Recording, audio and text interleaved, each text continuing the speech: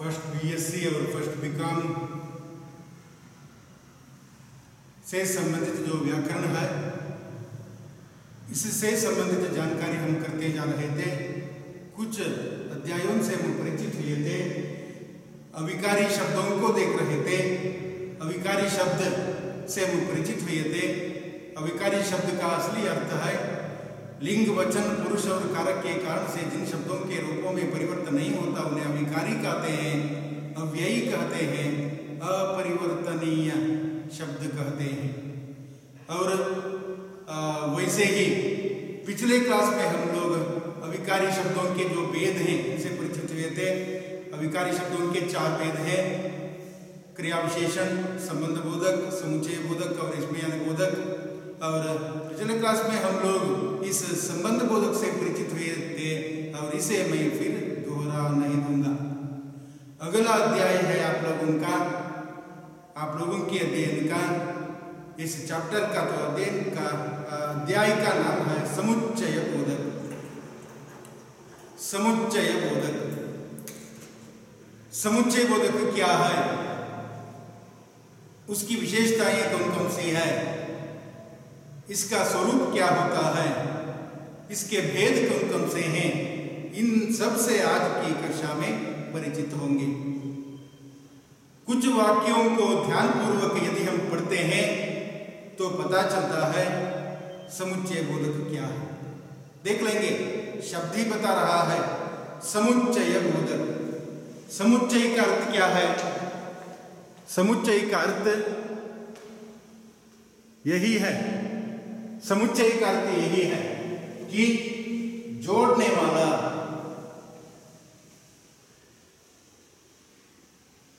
तात्पर्य यह होता है दो शब्दों, वाक्यांशों अथवा वाक्यों को जोड़ने का जो कार्य जहां किया जाता है उसे कहते हैं समुच्चय बोधक।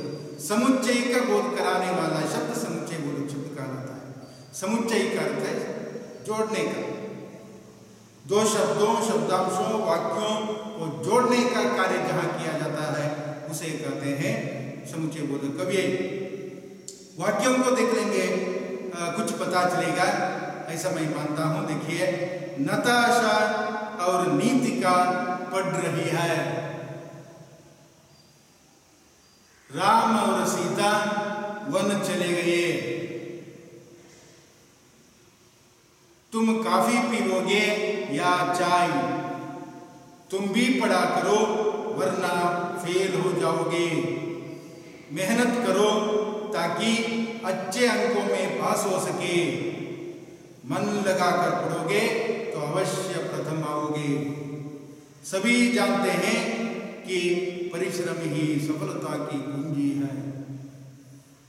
इन वाक्यों में देखिए, नताशा और नीतिका पढ़ रही है, इस वाक्य में, और तुम भी पढ़ा करो वरना फेल हो जाओगे, इस वाक्य में वरना, तुम कॉफी पीओगे या चाय, इस वाक्य में या, राम और सीता वन चले गए, इस वाक्य में और, मन लगाकर पढ़ोगे तो अवश्य पास हो जाओगे, इस वाक्य में तो, सभी जानते हैं कि परिश्रम ही सफलता की कुंजी है, इस वाक्य में कि दो वाक्यों को जोड़ता है, वाक्यांशों को जोड़ता है। इस प्रकार दो शब्दों, वाक्यों या वाक्यांशों को जोड़ने वाला अविकारी शब्द अथवा अव्यय शब्द समुच्चय बोधक कहलाता है। कहने का अभिप्राय यह है, जिन वाक्यों को मैंने अभी तक बताया, इन वाक्यों में और, वरना, ताकि, तो, की आदि जो शब्द हैं वे दो शब्दों, वाक्यांशों और वाक्यों को जोड़ते हैं। ये सभी योजक के उदाहरण हैं। देखिए, समुच्चय बोधक ही योजक है। योजक का अर्थ है जोड़ने वाला, समुच्चय बोधक ही योजक है। इसी को कंजंक्शन कहते हैं, इसी को कंजंक्शन कहते हैं। इस प्रकार इसे देखना होगा।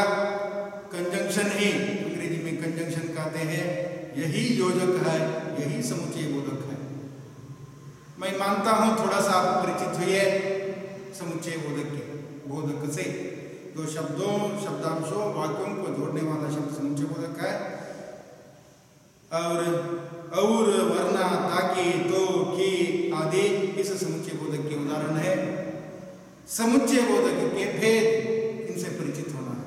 समुच्चय बोधक के कुछ भेद हैं, विशेषकर समुच्चय बोधक के दो भेद हैं। देखिए, समानाधिकरण समुच्चय बोधक, व्याधिकरण अथवा व्यधिकरण, व्याधिकरण का अर्थ है व्यधिकरण, व्यधिकरण समुच्चय बोधक, समानाधिकरण समुच्चय बोधक अथवा और व्यधिकरण समुच्चय बोधक। इस समानाधिकरण समुच्चय बोधक और व्यधिकरण समुच्चय बोधक हमारे इस समुच्चय बोधक के दो प्रकार माने जाते हैं। एक के बाद एक को देखना होगा। समानाधिकरण समुच्चय बोधक क्या है? जो समुच्चय बोधक समान स्थिति वाले अर्थात स्वतंत्र शब्दों, वाक्यांशों, वाक्यों को जोड़ने का कार्य करते हैं।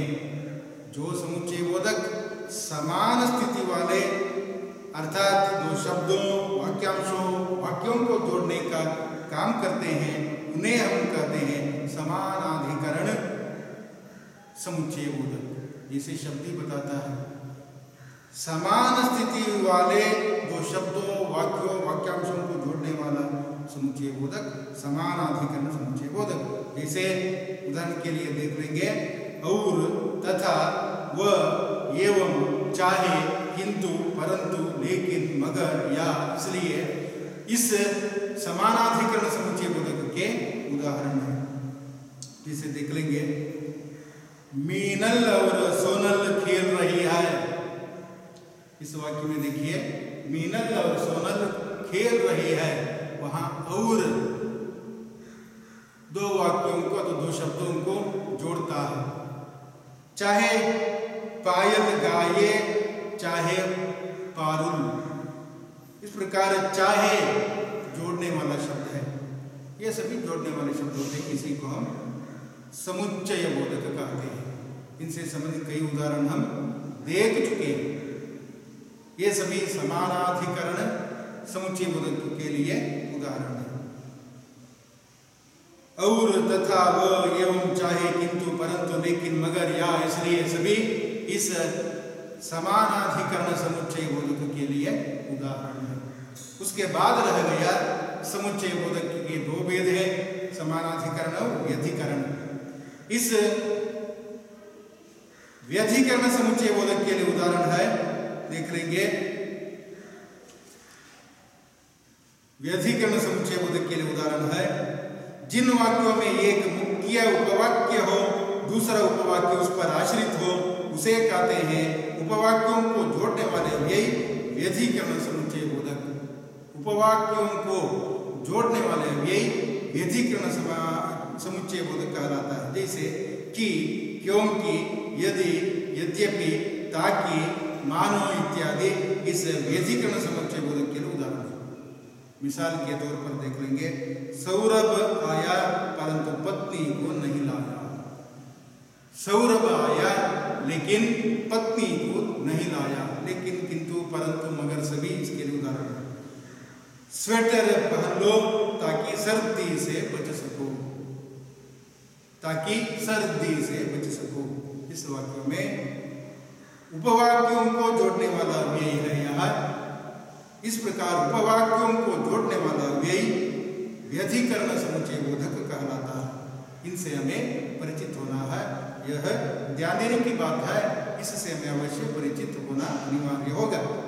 इस प्रकार किंतु, परंतु, मगर, लेकिन, कि इत्यादि, यानी इत्यादि व्यधिकरण समुच्चय बोधक के लिए उदाहरण है। इस व्यधिकरण समुच्चय बोधक के भी कुछ भेद हैं। कारणबोधक, कर्ण और कारण में अंतर है। कारण रीजन है, कर्ण तो कारण कहलाता है। मुख्य उपवाक्य की बात का कारण बताने वाले वे कारणबोधक व्यधिकरण समुच्चय बोधक है। उपवाक्य की बात का कारण बताने वाला वे कारणबोधक व्यधिकरण समुच्चय बोधक कहलाता है। जैसे कि, चूंकि, क्योंकि इत्यादि। उदाहरण के लिए देख लेंगे, वह विद्यालय नहीं आया क्योंकि बीमार था। वह विद्यालय नहीं आया क्योंकि बीमार था। उसे दवा लेनी थी, इसलिए डॉक्टर के पास जाना पड़ा। उसे दवा लेनी थी, इसलिए डॉक्टर के पास जाना पड़ा। इस वाक्य में भी हम देखते हैं कि कारण बोधक, कारण का बोध होता है कारण बोधक में।